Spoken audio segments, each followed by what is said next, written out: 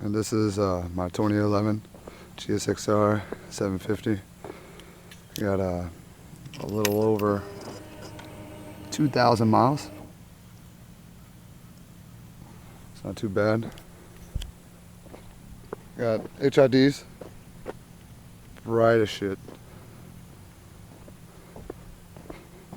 Got 8,000, 55 watts for the top.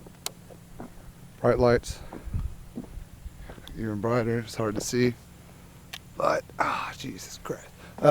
Yep, they're 12,000 for the bottom. For bright lights. Got a Goshen mirror. Full carbon titanium. With a race header from motorsport.com. Got a undertail kit I made myself. Some Anger iron, not too bad. See what she sounds like.